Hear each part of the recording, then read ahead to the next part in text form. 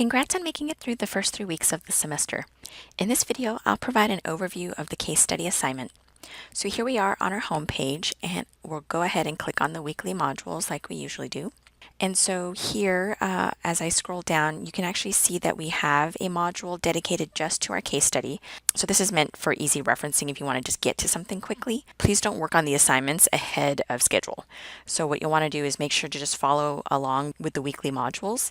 And so you'll only do that specific assignment for the week. So I'm actually going to scroll down to week 4, and here is the link to the video that you're watching right now. And then below that is the case study instructions along with the assignments for the week. So clicking on the case study instructions page, the purpose of this assignment is to provide a hands-on experience where you can use everything you've learned in this class to apply it to an individual or family. You are responsible for analyzing a financial case study throughout the semester with a final 2 to 3 page paper due at the end of the class. So here's an overview of the assignment with each assignment component. I'll be providing detailed instructions through a video, but at a high level, here's what you can expect so you'll know what's to come. But the first thing we want to do is to pick a case study. So when you click on this blue link right here, it will open up a Word doc that looks like this. And there are 5 potential case studies that you can choose from.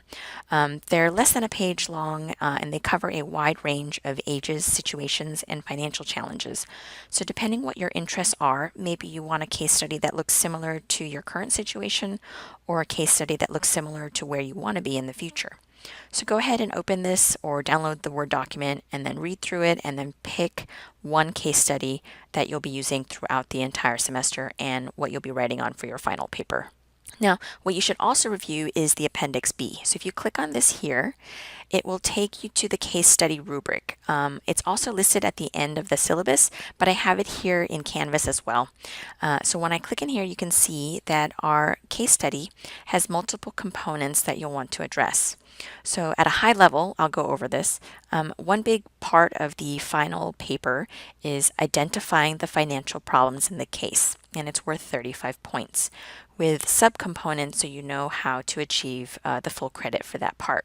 You'll also be putting together solutions to the financial problems you've identified in the case study, and that's worth 45 points. Then you'll be doing a reflection on what you've learned. Here are the 8 learning objectives for our course, and you'll explain how you achieved a few of these or all of these objectives through doing the case study assignment. And then you'll also want to explain how you will apply these lessons in the future for yourself. So let's go ahead and click back.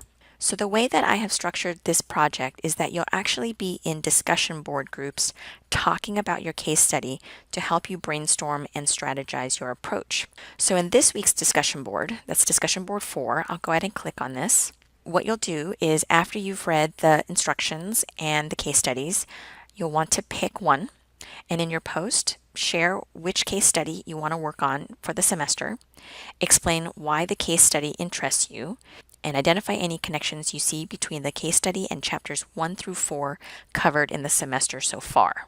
For this discussion board, you're still with your discussion board groups, but once everyone has picked the case study that they want, I will create a second set of discussion boards specific to the case study so that for the later boards where we're analyzing parts of our cases, you'll be with your peers who have the same case so that you'll be able to talk about the same topics.